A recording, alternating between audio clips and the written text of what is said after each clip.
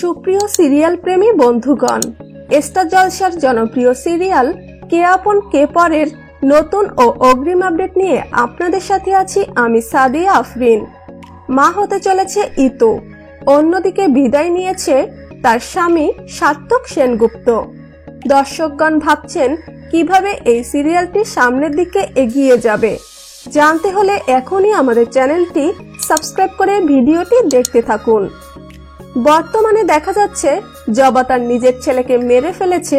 বাড়িতে একদল সাংবাদিক এসেছে এবং সবাই জানতে চাইবে কেন সার্থককে হত্যা করা হয়েছে। জয় এবং ময়ূরী সাংবাদিকদের বাধা প্রদান করবেন। এরই মধ্যে দিয়ে বাড়িতে সার্থকের লাশ আসবে। ইতু সার্থকের লাশ দেখে হাউমাউ করে কান্না করতে থাকবে আর জবার শ্বশুর শাশুড়ি জবাকে দোষারোপ করতে থাকবে কেন জবা তার নাতিকে মেরেছে। পরম কান্না করতে করতে জবাকে বলবে, কেন তুমি আমার সন্তানকে মেরেছো, কি অপরাধ ছিল তার। জবা বলবে সে পচা মাংস বিক্রি করত, খারাপ কাজের সাথে জড়িত ছিল, তাই তাকে তার প্রাপ্য শাস্তি দিয়েছি, এটাই সে প্রাপ্য। কিন্তু কোয়েল বলবে, এটা তুমি ঠিক করনি মা, এই বিষয়ের অন্য সলিউশন বের করা যেত, তুমি তো দাদাকে চিরতরে শেষ করে দিয়েছো। কিন্তু জবা তার কথায় অটুট থাকবে। আগামী পর্বগুলোতে দেখা যাবে ইতু পুত্র সন্তানের জন্ম দিবে এবং খুব কান্নাকাটি করবে, কেননা তার স্বামী সার্থক নেই।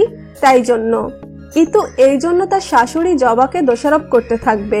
পরিচালকের ইচ্ছা মতো নাটকের মোড় ঘুরিয়ে নেবে। জবার জায়গা দখল করবে ইতু। টাইম লিফটের মাধ্যমে ইতুর সন্তান বড় হওয়ার কাহিনীও থাকতে পারে, কেননা এর আগেও কে আপন কে পর সিরিয়ালে এমনটা লক্ষ্য করা গিয়েছে।